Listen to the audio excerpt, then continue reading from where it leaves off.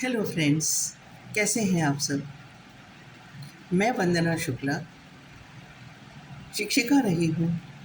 करीब 35 वर्ष का मेरा शिक्षण का तजुर्बा है और शुरू से मैंने विज्ञान की छात्रा होने के बावजूद भी ये प्रोफ़ेशन चुना, यानी शिक्षिका होने का। उसकी एक ख़ास वजह थी। मुझे बच्चों में बहुत इंटरेस्ट रहा शुरू से।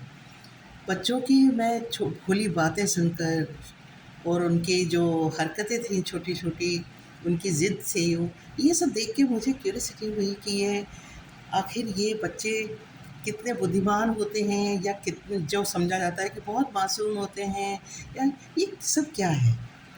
तो इसकी वजह से मैंने ये शिक्षिका का प्रोफ़ेशन चुना और मुझे लगता है कि इस रिटायरमेंट तक आने में मैं काफ़ी सफल रही, उनको बच्चों को बहुत बारीकी से जानने में। लेकिन फ्रेंड्स, मुझे लगा कि खाली मेरे तजुर्बे से जो मुझे फ़ायदा हुआ, उससे काम नहीं चलता। वो मुझे आप लोगों से भी, जो माँ हैं, पिता हैं, अभिभावक हैं, उनसे शेयर करना चाहिए, जस्ट अपने एक्सपीरियंस के हिसाब से। और मुझे लगता है कि कहीं न कहीं आप लोगों के लिए वो बहुत ज़रूरी भी है। ज़रूरी इस संदर्भ में कि बहुत सारी बातें हैं जो हम बच्चों के संबंध में पढ़ते हैं, सुनते हैं, जानते हैं, देखते हैं। लेकिन जब बच्चे हमारे बड़े होने लगते हैं तो हमें कहीं न कहीं ये लगता है कि शायद हमसे कुछ छूट रहा है या छूट गया। जो हम बच्चों की परवरिश में हमने तो सारा खर्चा किया, बच्चों को बेस्ट स्कूल में पढ़ाया, बच्चों की हर ज़िद पूरी की, उनको नए-नए जो आधुनिक उपकरण हैं, उनसे परिचय कराया, उनको दिए। बावजूद इसके बच्चे हम जैसा चाह रहे थे वैसे नहीं हो पा रहे हैं। और निस्संदेह उस समय हमें बहुत कोफ्त होती है, दुःख होता है और कहीं न कहीं हम सोचते हैं कि आखिर उनकी परवरिश में हमसे क्या भूल हुई, क्या गलती हुई, जो ऐसा हुआ। फ्रेंड्स, ये ज़रूरी नहीं है कि हम जैसा सोचते हैं, हमने जैसा सपने देखे और उन सपनों को देखते हुए, उन सपनों के मुताबिक हमने जो अपने मापदंड बनाए कि हम यदि ऐसा करेंगे तो बच्चे निस्संदेह हमारे भविष्य में बहुत आगे बढ़ेंगे। नहीं, ये गलत है। बहुत सारी बातें ऐसी हैं बच्चों की, जो मैं आपसे इस तरह शेयर करना चाहती हूँ, जो मेरे अपने अनुभव हैं। आज मेरे भी अपने 2 बेटे हैं, जो बहुत अच्छे पद पर हैं, विदेश में हैं और अंतर्राष्ट्रीय स्तर तक ख्याति प्राप्त कर चुके हैं। ये मैं आपको अपने किसी आगे के एपिसोड में बताऊँगी। तो हम ये बात कर रहे थे कि बच्चों की परवरिश के दौरान आखिर हमसे क्या ऐसी गलती तो नहीं कहेंगे, लेकिन क्या कमी रह जाती है हमारी परवरिश में, जो हमारे अनुकूल बच्चे नहीं हो पाते हैं। चलिए, इसकी शुरुआत हम करते हैं बचपन से। फ्रेंड्स, इस बात से तो मेरी आप भी सहमत होंगे कि जो बचपन होता है, वो सबसे कीमती जीवन का एक हिस्सा होता है। बचपन दोबारा नहीं आता और हम मनुष्य सिर्फ़ उसकी यादों को संजो कर रख पाते हैं और उनको याद करके कभी खुश होते हैं, कभी पछताते हैं कि हमने जो सोचा था, हमने जो सपने देखे थे, वो पूरे नहीं कर पाए।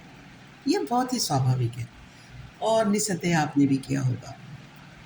लेकिन बच्चों के बारे में आप जो बचपन दे रहे हैं बच्चों को, क्या वो पूरी तरह सही है?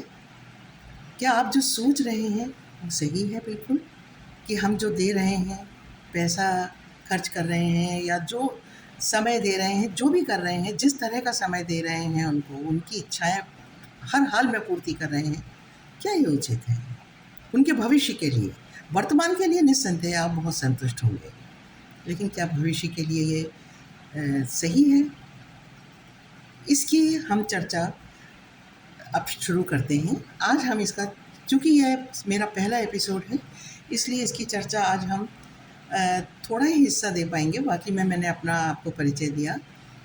हम शुरू करते हैं बच्चों से के बचपन से। तो जैसा कि मैंने पहले कहा कि बच्चों की शुरुआत पैदा होने के बाद नहीं, पैदा होने के पहले से उनके बचपन से होती है। फ्रेंड्स, जो स्त्रियाँ बच्चे रखती हैं, मतलब जो माएँ हैं, वो ये महसूस कर चुकी होंगी कि उनके गर्भावस्था के दौरान उनको बहुत सारे ऐसे अभूतपूर्व, जो उन्होंने कभी सोचे नहीं थे, कभी देखे नहीं थे, वो अनुभव हुए थे। जैसे सबसे जो सुखद अनुभव होता है, और मैं खुद एक माँ हूँ, तो मैं खुद महसूस इसको कर चुकी हूँ कि जब पहली बार बच्चा पेट में आता है तो वो हमारे लिए खुशी से ज़्यादा एक चमत्कार का सबब होता है कि अरे हमारे अंदर एक और ज़िंदगी पल रही है, और हम बेहद खुश होते हैं।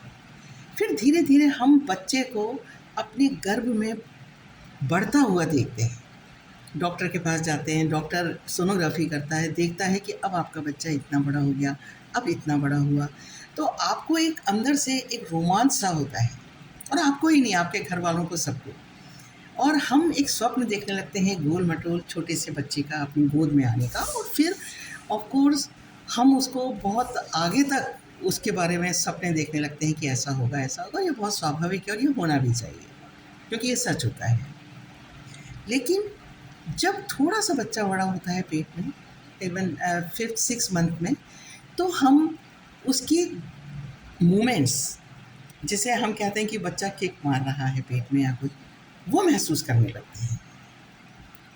तो ये बहुत ही सुखद आश्चर्य होता है हमारे लिए, बहुत ही खुशी का सबब होता है। बल्कि कई माएँ मैंने देखी हैं जो अपने घर वालों को पेट को टच करके बताती हैं कि देखो ये अपना बच्चा कुछ एक्टिविटी कर रहा है, कुछ अंदर किक मार रहा है या कुछ, और सभी लोग बहुत खुश होते हैं। लेकिन फ्रेंड्स, बच्चा जो ये सब हरकतें करता है, ये एक साइंटिफिक सच तो है ही कि वो बच्चा अंदर क्यों करता है, उसमें ऐसी क्या उस बढ़ते के दौरान जो अंदर वो बढ़ रहा है, उसमें क्या ऐसी चीज़ें अब डेवलप हो रही हैं धीरे धीरे, जिससे बच्चा ये एक्टिविटी करता है, ये सब डॉक्टर्स बताते हैं। लेकिन मनोविज्ञान की दृष्टि से देखें तो बच्चा आपको महसूस करने लगता है, गर्भ के अंदर अपने आप को महसूस करने लगता है, रियलिटी ये भी है। बच्चे को ये पता रहता है कि बाहर अंधेरा है, पेट के बाहर अंधेरा है या उजाला है, उससे वो रिएक्ट करता है। बच्चा स्पर्श से रिएक्ट करता है। बच्चा बड़ी ज़ोर से जो आवाज़ें होती हैं बाहर से, उससे रिएक्ट करता है, या माँ कोई गाना गाती है तो उससे रिएक्ट करता है। ये सारी अनुभूतियाँ बच्चे को होने लगती हैं पेट के अंदर ही।